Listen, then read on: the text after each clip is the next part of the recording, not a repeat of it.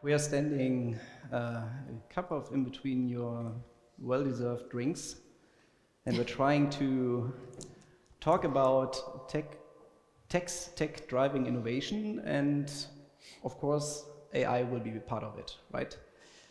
So before I do that, maybe I should explain the Chuck Norris one.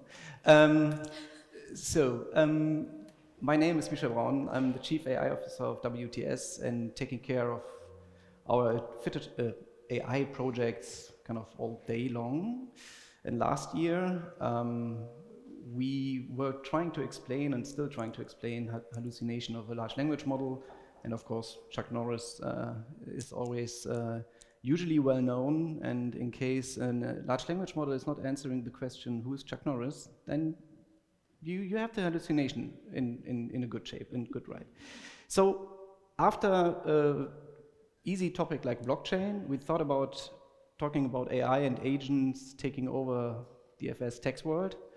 I think last time it was all about large language model, ChatGPT. I will ask a question now again, what I did last time as well. But there's something new coming up, right? It's agents. So everyone currently is talking about agents. So for me, to make it easy, we have three areas. We have kind of predictive AI, so numbers who can predict certain outcome or recommendations. We have kind of a large language model, generative AI, who can actually talk and write. And we have agents who can actually now act on something. So they use the technology and they can get things done. For you, who is willingly kind of using AI in a daily business? And willingly and knowingly. Okay. Kind of see that last time it was a little bit higher. So no one kind of using like Copilot. Who's using Copilot? Okay, I see. Okay. So who of you is using agents? You might use them, but you don't know it yet. So let's see. We will have a panel discussion. Luckily, Graham asked me to be the moderator. So we have Graham, Akash, and Omid sharing their perspective on, I think we have 3 different topics we would like to discuss with you. Please introduce yourself. That's what we discussed, right? And then we go into the questions. Graham, you first. So good afternoon, and well done for sticking it out, and a quick thank you to Helen for agreeing to chair today in spite of the fact she was running a conference in Birmingham all day yesterday. So before everyone runs away, I'm just putting it out there. Well done, Helen. A superpower. Yeah, absolutely. So as Michel said, he's the Chief AI Officer for the whole of WTS, and from a UK perspective, I look after WTS Digital. I've been part of WTS for coming on for 6 years, and I've spent the last 30 plus years doing all things tax and technology. So hopefully a chance to share some experiences and some thoughts on how that's been evolving, and how we're now into the world of AI for tax and for financial services. Akash. Interesting. I think text technology, we all have been talking about it, and that's what I do for a living. So I've been into the text technology world for almost a decade now. And what we have seen is we started right from basic invoices to now real-time reporting and use of AI.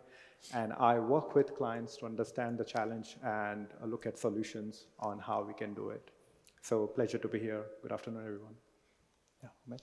I'm Omid Najat. I am a senior tax manager with the digital taxes team at AstraZeneca in Stockholm. And I work with implementing digital tax mandates across the globe for our businesses. It's a great pleasure to be here, share my experiences. So great. So we had a lot of different perspectives, which is good. So I just explained briefly predictive AI, generative AI agents.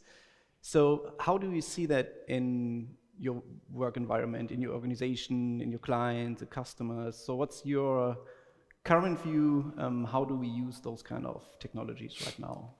Maybe start again with Graham. So, first of all, everyone is already using these products across what they do in real life. And it's something I've been saying probably for about 15 years, is that the reason we're seeing so much use of technology within the workplace, within tax organisations, is because we hit a stage maybe 15 years ago now where the use of technology in our pockets, on our phones, in our personal lives, exceeded that which we'd had in the workplace up until then. Yeah. And that's when really tax technology kind of exploded for me after the first 15 years of kind of pushing almost against the tide within a big professional firm. And the same thing's now happening around AI.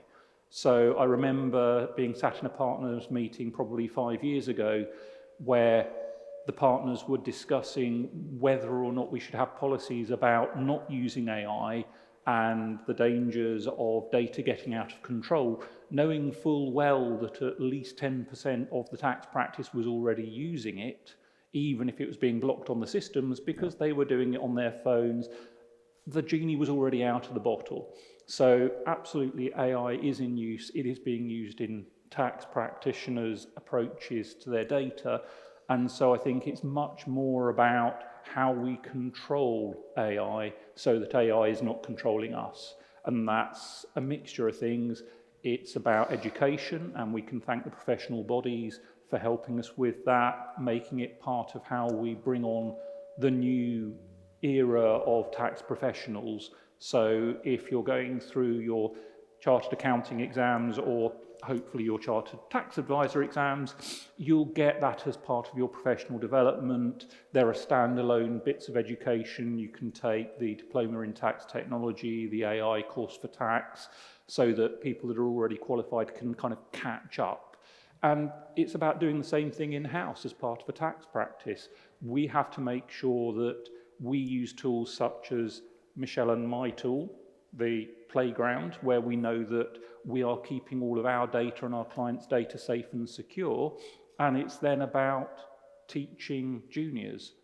An associate in the past, maybe when I was doing my training, they would have just been looking it up in physical books, maybe going online to a Butterworth's or a Tolley's to look at it. More recently, people are just Googling it. And that, again, is fraught with the same difficulties as using an AI. So how are we seeing AIs developing a tax practitioner's approach to learning? It's faster. And that's always been the case with technology. It's faster and it's getting faster. And that means that you can do more quickly, but you can also make bigger stakes more easily. And so it's then down to us as the partners and our seniors to make sure that we review what the juniors are doing, make sure that those people within our organisation don't just run off and go, I've got the answer, and they're not applying critical thought and we're not applying critical thought. As long as we stick to all of those ethical principles of being a qualified tax practitioner, then AI should be a power for good. And it's just making use of it in the same way that we adopted Google, Excel spreadsheets, the pocket calculator. Maybe going one, Thomas? Yeah, I mean, basically, what we're seeing now is the industrial revolution of the office environment. It's what the workers of the 19th century faced in the factories, we today face in the office environment. Digital tax mandates, e-reporting, e-invoicing, it's basically here, just as Graham said. In a modern factory, you have a robot that does the work of 10 people, overseen by an operator, supported by a technician, and a robot that's programmed by an engineer. And for the compliance part of tax, I can definitely see that it's already here, it's being implemented. And the good thing, what we discussed also in our preparation, is about what you just mentioned. The change in workforce and our ability to now have AI helping us as co-workers, as agents. So imagine you see those 4 handsome guys over there, at least 3 of them, and they have a certain knowledge. You have the knowledge, and what you now could do actually is to give the machine the knowledge, the training, what they did, and have them as agents in your workforce. And that's kind of, you can, with technology, like we just discussed, increase your workforce when you take care of the content, what the agents and large language models are actually, working with. And we discussed it a lot in the preparation, where now we have to deal with, and we come back to education, review process, what that means in our teams and new profiles we have. But before we go there, Akash, sorry, your point. So I think Amit touched base on the right factors out there. Like it's AI is a tool, just like industrialization happened, or even if you go back how tractors were introduced in agriculture. That's an analogy I give to a lot of people. And at that time, we did not say, oh, we'll fight that tractor. We can't compete with horsepower. So in the same way, I think we should not look at it as a competition. We should look at it as a tool which we need to leverage and we need to make a use of for a betterment of the day-to-day functions that we do and overall. And we have seen it like in real life examples, like at Signet, we are doing that a lot, where right from how the invoices are raised. So in an ERP, it does the classification, it would detect anomalies in the data, it would even do a risk classification, because in a business you are receiving so many purchase invoices, your vendors are giving you invoices, you are not sure whether that invoice is valid, invalid. And you can't have a huge team just to review those data. And that's where AI agent, as rightly said, can be trained to review those invoices and highlight any anomaly which is there. So that's one use case. And we have multiple of those. If I'll go one step further as well in going there, the reconciliation. I think most of your team members will be doing reconciliations of either like a GL, or you would be doing like a PO versus invoice versus GRN. AI is enabling doing that in a faster way and a more efficient way. Yeah. It doesn't mean that the person who is doing now is jobless, but it just means he needs to review what has been done, because AI will actually review thousands of invoices and say, well, look at these hundreds. I think there's something wrong in it. I mean, we always used to say years ago when we were rolling out new tax technologies that it wasn't going to make people jobless. Yes. You were going to take away the boring clerical work. Absolutely. And they'd be able to exercise their professional judgment, and actually it would improve their work enjoyment. Yes, and I think there's definitely still a lot of that vibe out there. We had all of these, Terminator memes 5 or 6 years ago, and the AIs were going to take over and we were all going to be out of a job. And people say this every 5 to 10 years, every time there's a change in technology. And last time I checked, I'm still working long days, and I don't seem to have been put out of work. Any more than we don't have people sat around starving in the United Kingdom because we got rid of agricultural work as a manual exercise in the first industrial revolutions. There's always going to be work for us to do. Absolutely. So the more that we can push AIs to follow up on technology and take away the stuff we don't want to do and give us more time to do the things we are interested in doing, the better. Yeah. That brings me a bit also to a panel we had today already a bit. Do you think then we need to think about, different roles or responsibilities in teams, also in tax teams? So because, saying, and I do this as well, of course, saying something you can concentrate on the more fun part is nice. But what is it? So are there new roles, and also what's your role as a subject matter expert, right? So let's talk about roles in teams which might change. Starting with who wants? Yeah, probably. So I think tax function or tax teams were looked at like a back office earlier days, and now they are turning into more like real time. It has to be transactional. Like we have seen tax authorities who would, as soon as you have submitted data to them, within 15 minutes we have seen queries coming in. it definitely means the authorities out there are using the latest edge technology. And that's what the teams on this side of the fence are also doing. So their role from a back office, I would say a data cruncher, is now moved into more like a risk analysis. It is more of an interpretation of things rather than just preparation of things. And that's where the tools would actually enable them to do those kinds of roles in a more effective way in general. And I think it's at a cross junction where you have got technology, you've got data, you've got tax authority, and we have got partners and consultants who are helping them. So it's like collaboration of all these four teams together. You know, we will work with consultants, we will work with the tax teams, and even the authorities on what works best in overall data quality, submission of data, and then takes things further. I think I've seen that collaboration really beats the overall function really well. Changing roles. I mean, I think part of it is about the changing structure from a professional firm perspective. So historically, we've had pyramids of varying sizes in professional firms. And when we didn't have technology, it was very much about having large quantities of people at the very bottom of a working pyramid because you needed them to perform those very manual exercises. And yes, we got rid of paper ledgers. And so we then moved on to spreadsheets. But there was still always this big grouping of people doing their work, understanding their professional qualifications, getting that experience.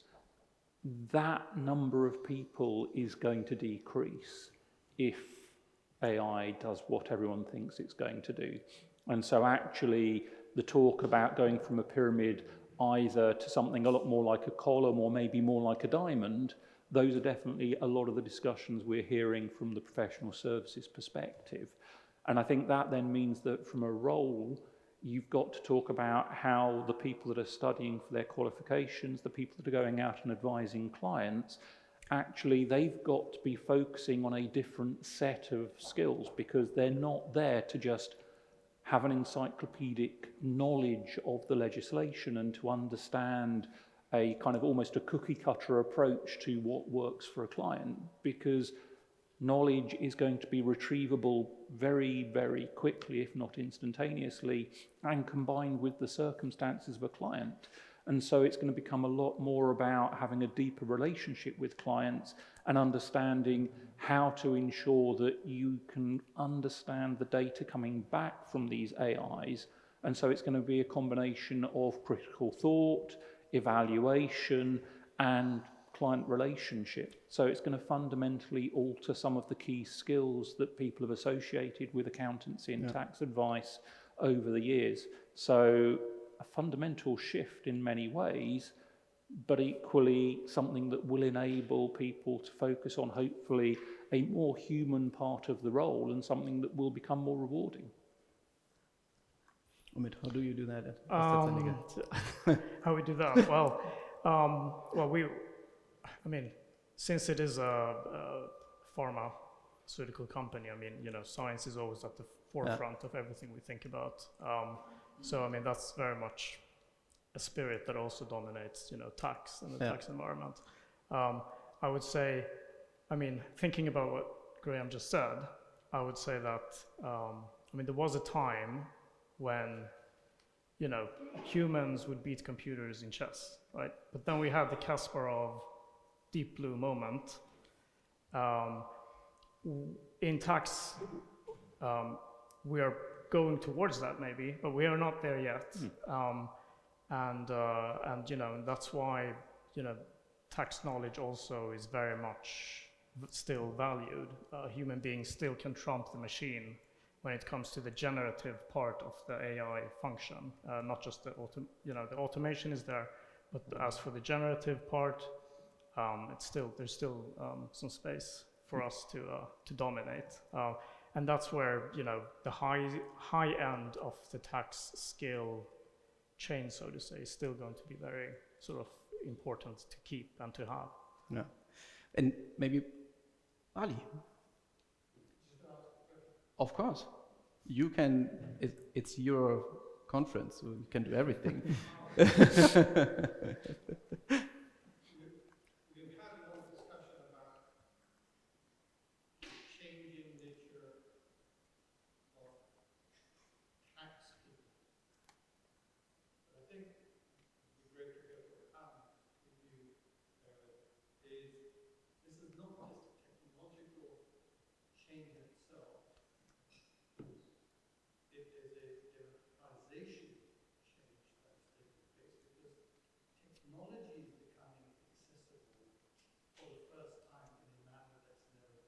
Yeah. Yeah. development of low or no code, Yeah. all of a sudden, the tax person with a tax code with technology, they can become technologists very easily, which was the preserve of the technologist. I think there's two Yeah. different professions in play at the same time. Would you agree? Absolutely. I mean, I think, as you said, low code, no code software is the democratization of coding.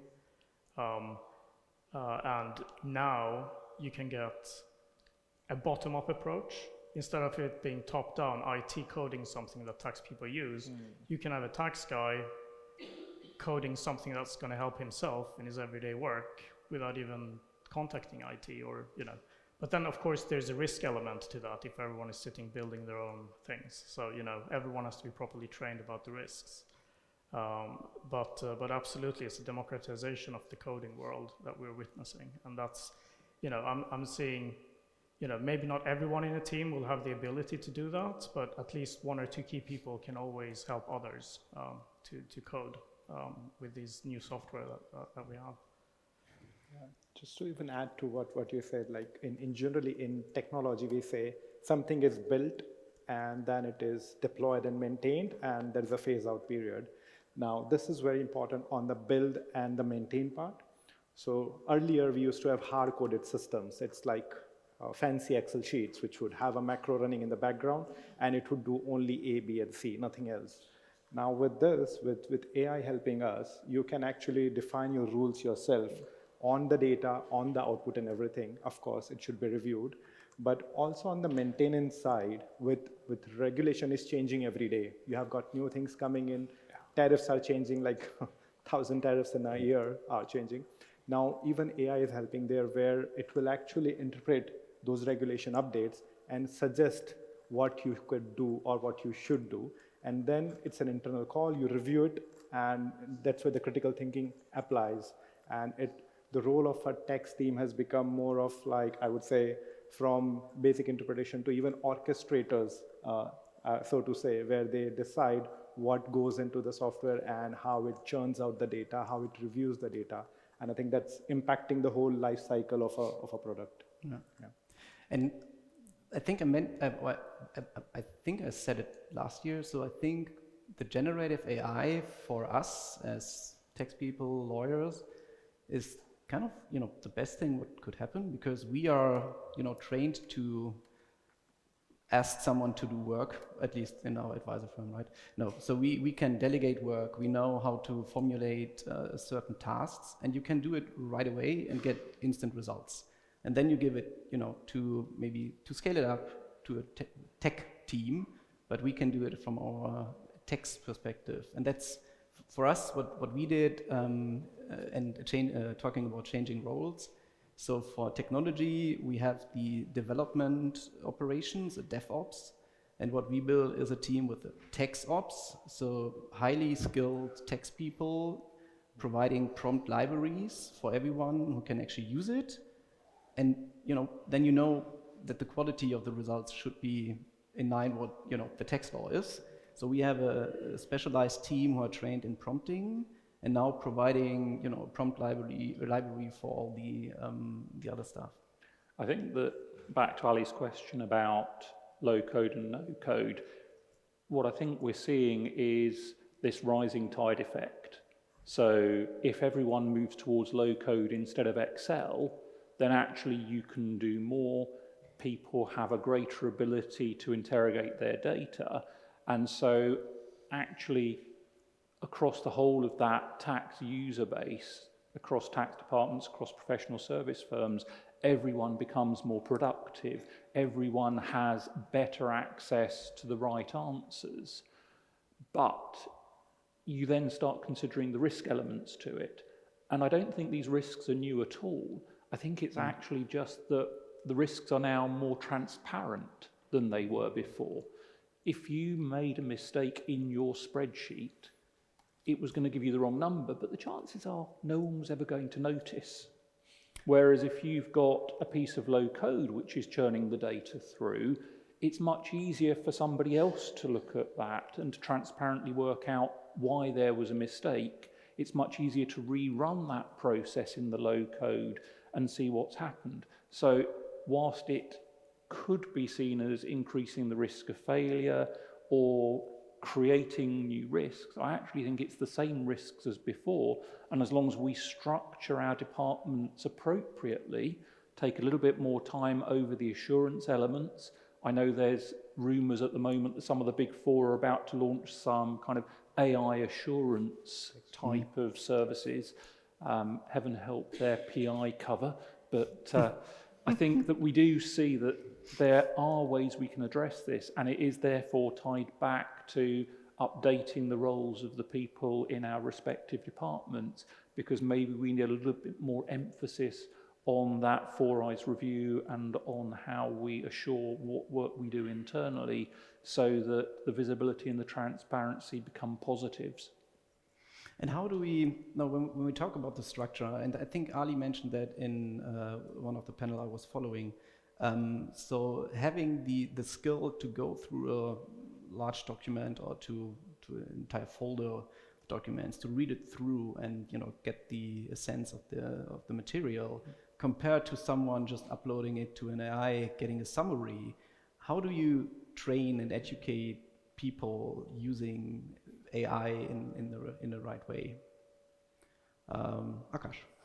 Yeah, so I think the analytical skill of an AI is definitely great. You can throw it at 1,000 pages of document, it would still give you a good gist. But we must remember that AI is, you cannot take the biases out, because an AI engine or an AI agent is as good as the data it has been trained on. So one of the funny examples I give, maybe you all can try this, is try asking AI to generate an image of a person writing with the left hand, and it wouldn't. This was discussed in the AI summit in Paris, but it would not. You give it 10 times, but it will always generate a person writing with right hand, because that's what 90% of the data of images that AI has read is of person writing with right hand, and that's what his biases is. So you should definitely review the output, but always remember there will be biases on what it has reviewed so far. So that's, it's very interesting. On the one side, we are saying, well, AI is doing phenomenal things. On the other side, we are saying, well, it could be having hallucinations or biases of its own. So, and that's where I think personalized trained AI agents, as you were even explaining, that you have your own AI agent, which is trained by you. And that's where it comes to picture, where you have trained your own agent or an AI agent, and you know how it will respond and what's the biases it will run on. Yeah. And of course, the output must be reviewed. And even one major point I want to highlight is we all talk about how technology can help, but we talk very less or very often about what we should reskill ourselves to adapt to it. I think we all are talking about, well, AI will transform this and that, but how can we as team can actually learn to better use it? I think we need to work internally in all our organizations to make maybe learning sessions, have KRs and KPIs about how you are adapting AI, so that you have more adaptation and knowledge rather than maybe knowing it can be used, but how. Yeah. So, and the example with the left-hand writing is good. We do it with trying to get the AI creating a picture with a full glass of beer and a full glass of wine, and it fails with the wine, with the beer. So it's interesting to see what's happening. Amit, what's your approach with regard education changes there in that area? Well, I mean, in a way, where we're at, again, if a 19th century illustration, it's just like a tailor who has seen a sewing machine for the first time. This is something that everyone will have to learn to work with. Otherwise, you're going to have a tough time competing with everyone else. It has to be something that everyone gets familiar with, gets to grips with. Then, of course, you can have specialized people in, champions within a group who can help people code, because it can be difficult for some people, even if it's low code. But definitely there will be more emphasis on this these kinds of skills. So you will need people who do know these coding programs and who can solve the problems using them. And maybe Graham, how do you do that with kind of writing some kind of statement for client or something? I just saw the nice Käfer over there next to you. There's a picture of a very old car, and I think I can still drive it. A couple of my team members, I'm not sure if they ever used a manual car or if they used to automatic and even self-driving kind of semi-self-driving car. So how do you I mean, it's got to be the right skills for the situation we're in. If I think back a long time, and I maybe have a little bit less hair than some people in the room, I can remember in the mid-1970s, my father coming home with a computer. He was chief accountant at a UK retailer at that point, and he'd just bought an Apple II so that he could use this new groundbreaking thing called VisiCalc, which was the precursor to Lotus 123. And of course, I'm a kid. I don't know that people have been using paper ledgers since hundreds of years and that this is some groundbreaking change. It's only like 30 years later I realised how significant this was, but that was just my expectation. And obviously for my father, he had to reskill himself from how do you spot manual transposition errors when people are literally writing backwards and forwards between paper columns to what is the right way to review the information that the spreadsheet is creating for you. And it's exactly the same now. If you're moving to a point where instead of looking at data on a spreadsheet or doing sample testing of data, you can now just talk to an AI and ask it to summarize all of that information from every single transaction that's happened in your company for the last year. You then have to have a completely different approach to how you review the answers, because the old way that you used to review it is no longer the right way. You can't do a sample check if you've got every piece of data in front of you. And so it's about getting ourselves re-educated to understand what is the right approach. You can't just look at it and go, well, the average was this, therefore it all feels right. You need to be able to look at exceptions. You need to be able to look at patterns. You need to have a better language yourself to be able to then ask those follow-up questions to the AI to be able to find the bits of the data that require that human attention. So very much it is about much of the detail behind those slightly more anodyne statements of, we just need critical thought and we need a little bit of reskilling. Actually, there's some real under the bonnet actual examples that people need to go through.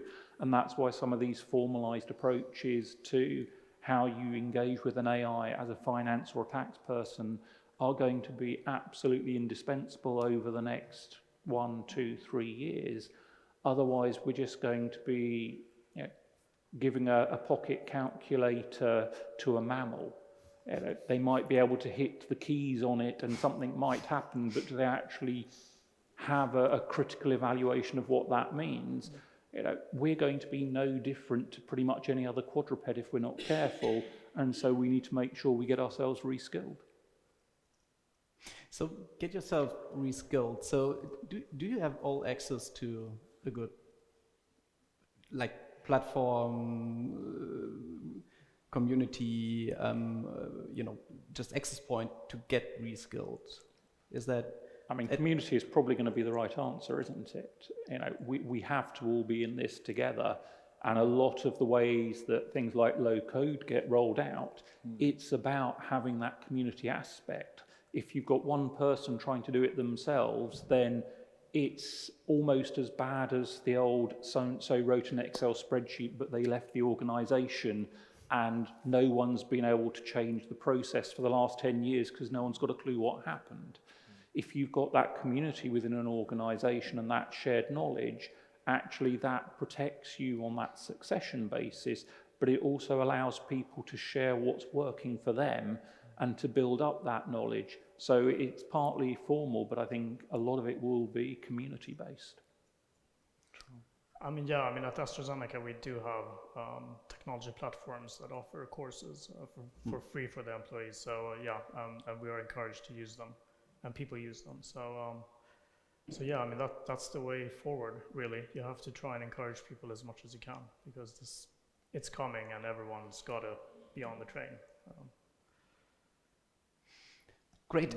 I think we have time and would like to open up for questions. Ali already had one. No, you can, of course, add a few.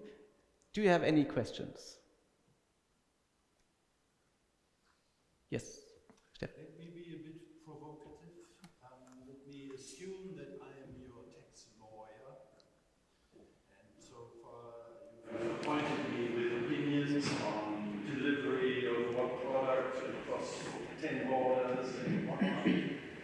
What is your message for me for the future? Will you still pay me 15,000 or 15,000? So question is AI replacing Stefan? No. As a lawyer, tax or advisor perspective, what our clients, I would say, so give it to you, are still willing to pay for the advice, and how? And what would you expect? I mean, I would expect to see financial services firms building, as I believe Graham mentioned earlier, like building their own AI systems and feeding them with the top minds of their firms constantly, just like a chess computer, which I'm not an expert in chess, but I believe that they train them by having really good players play against them all the time. I would expect in 10, 15 years time that, you know, you can tell me how excellent your AI system is that you're using in your work. And then also, I mean, let's not forget the soft skills that AI can't do, the personal relationships, all that. That's also going to be very valuable when the AI does a lot of the technical work. So I would expect an advisor who is, you know, good at both soft skills and can show me the tools, the excellent tools that they're using that can answer those tax questions. So what I liked about the answer is the soft skills element, to be honest. And also, for me, when I see that, usually getting the facts and circumstances right, asking the right questions to provide a statement, I think that's still a very important skill. I would like to ask a follow-up question. Oh, it's on you. Okay, everyone's sitting. Okay. Do you see yourself, or do you see your tax team using an AI tool directly yourself that are basically that you are taking control ownership on the AI tool and using that for tax purposes, or do you expect to rely more on your service providers to use the right AI tools that they develop, and therefore basically you are getting the work done already directly from your advisors? How do you, or is a combination? Maybe you use a combination. How do you see that, let's say, in 10 years? Yeah. But there's a risk, right? An IT guy would say, well, hey, you know, maybe a tax system is slow to things or working constantly. But then IT starts saying the risk analysis as well. Wait a minute, you know, not only is this safe, this is secure, information. Where's the only information going? Who's processing it? Is it firewall? Whatever. So, I mean, I probably it's a very difficult question, but probably say kind of a combination, right? So to preserve the integrity of the organization, why are you still there to use the technology? But I would need an IT security expert to answer how much I mean, from the heads of tax, I've been talking to the last 6 or 12 months on this topic. I think the answers they've been giving me are that they expect to use advisors less for the annoying things. So the kind of 5-minute phone call, the email with just a quick question, the things that either annoy tax advisors because they can't bill for it, or annoy clients because they get a bill for half an hour for asking what they thought was a basic question. Those are the things that heads of tax tell me they will use AI for themselves, a way to try and dip into the easy answers from the legislation because they might in the past have not really known where to go and look for it, but it was broadly a basic factual question. And so actually both parties should be happy with that happening. And of course, what that means is that they are allowed to then still engage with the tax advisor for the more complex and the more creative side of it. Fundamentally, AIs are still at the point of being machine learning, but with a nice new name tag on top of it. And they are only working on the basis of lots of prior knowledge being pushed in for them to learn from. They're not truly creative yet.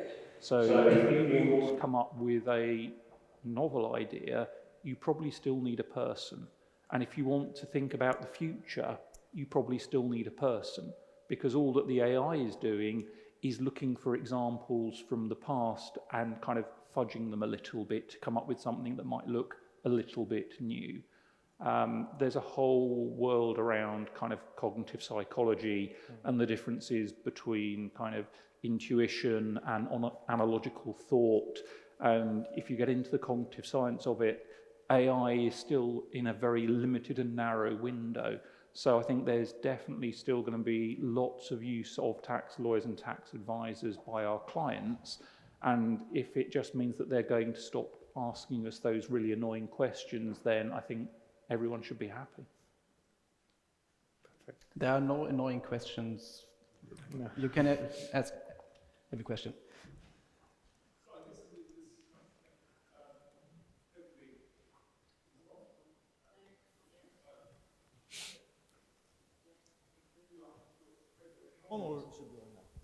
Hello? Okay. Hello. Hopefully not an annoying question, but I guess from the perspective of someone who's involved more on the sort of assurance side, perhaps than on the direct tax side. I do advisory work as well. But my question is really about the sort of capabilities that AI has now and maybe might develop in the future. And we've talked about the personal relationships and all that kind of thing, which are dead important. But some of the basic skills that certainly auditors need, and I think the Wirecard sort of example was a good one where perhaps they could be developed, is around, for example, professional skepticism. Do you think that sort of AI has got that within it, or might it develop it? Because I think that that's another really important skill that we as advisors can actually bring. And I guess I'm also thinking of the example as well. I think it might have been some years ago where a chatbot or something was convinced by the users to come up with sort of racist comments and this kind of thing, because computers are not conscious, are they? They may be super intelligent, but they're not conscious, and they've got no morals or sort of ethics. So therefore, it's very easy to fool them in a way. So I was just wondering how you see AI catering with that today and how it might develop in the future. I think I'll go back to the example which I've been talking about, the data on which a particular AI is trained, because AI is nothing but it only understands zeros and ones. So everything that he would see, a camera would see, for them it's converted into numbers. And if I take an example, let's take a basic real life use case of a litigation, which company is receiving few notices from, let's say, a tax office or a legal office, and AI is asked to prepare a response for it. Very common use case. Now in that, if that particular agentic AI is trained for 10,000 responses which were done before that, his response would be X. But if it is trained on 100,000 responses, which also includes some of those things that, okay, let me question the integrity of the company for which I'm preparing the response, it would be able to include those kind of things. So again, the more data that we feed in, the more, I would say, a variety or permutation and combination of data that we feed the AI, the more robust it would become. But if I feed him only a certain limited data, it would be just thinking in that particular box only. It won't have its creativity, as you said, over there. I mean, this may be one of those occasions where it's better not to talk about AI and to talk about technology in a more pure sense, I guess. So go back to Dan's conversations earlier, even if all of the data was put out there for the AI to interrogate, this was pure fraud being committed. And so the wrong data could have been put into the system to try and cover some of the tracks of this. And it was only one chief executive phoning another chief executive that effectively got to the right end point and the admission that they were spurious. I did like the point about having to go and Google what spurious meant. So from my perspective, actually, maybe this is much more about assurance processes. And one of the things that we're seeing more with Senior Accounting Officer Sarbanes-Oxley is that governance focus. I know UK regulators are really going down this route a lot more heavily at the moment. They're as likely to bring a governance expert to a risk review meeting as they are corporate tax expert. So maybe it's about the technology focus of how we, as an organisation, whether that's an accounting firm, a tax advisor, a corporate, whoever it is, it's about how we use technology to make sure that processes are robustly followed and that we have the checklists are being adhered to, and that the checklists can't be tampered with. And I'm almost going to hate myself at this point because I've spent so long chatting to Michelle about blockchain being a solution looking for a problem, so much that he's threatened to steal my little tagline there, that actually this may be a genuine use for blockchain, is the idea of auditing and creating that immutable log so that you can go back and you can say, right, was the process followed? How was it followed? Who did the checking? What did they check? And having that level of assurance out there, maybe that's the answer that we're looking for. And if I can just add, I think it's a very good question because it's all about ethics and machines, right? But I think a more pertinent question would be, as an assurer, who would the professional skepticism that an assurance partner has acquired through 10 years of experience, how would in the future a future assurance partner have the same level of professional skepticism when the AI has done all the work up to manager level? No, good point. So I'm kind of in a hiccup. So I will, as I cannot give you superpowers, and you are already super powerful. I just take the last question, Sam, and then. No. So, one question. Oh God, this is loud. One question. So, maybe this is looking ahead into the future a bit more. But similarly to how now we can use Ultrix to use a number of operations on data and manipulate it, how far away are we from creating almost these creative thinking processes where, although now, okay, it can be one prompt and a response or a couple, but say you map out a series of 50 to 100 prompts that go through an entire creative reasoning framework, go through each step of a risk assessment or the kind of assurance thinking that you need, how far away are we from that kind of AI solution for the services that we do?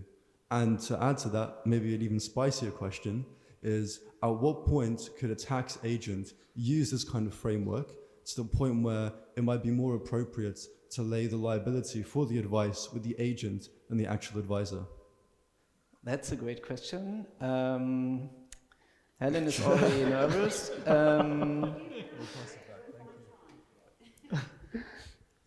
Well, go on. So I think a crisp answer, maybe a one-line answer is, well, you can do, I think, 80% of that today.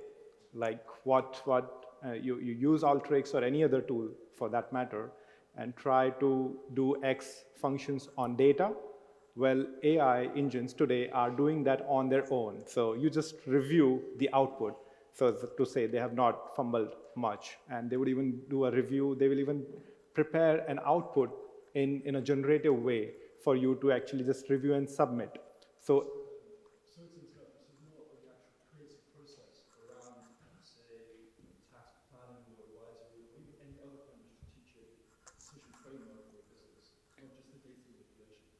So if you're doing strategic things, you would actually be analyzing data. Like, for you, data is more where on basis of this, you do your evaluation, you would build models on top of it. So today as well, as we speak, some of the tax authorities in Middle East, Asia, Brazil, they have this data of real-time e-invoicing, your goods import and export, your corporate tax, and a lot of these data is being fed in.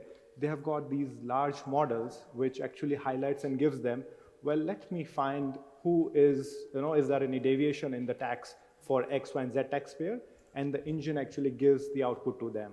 So I would say if I'm a tax compliance officer working for that authority, I have a good dashboard which has got these generative capabilities, writing them a natural language query. I'm not asking them like a proper database query. I'm just asking them, give me the taxpayers whose import has dropped by 20%, but are reclaiming X percentage of their input credit.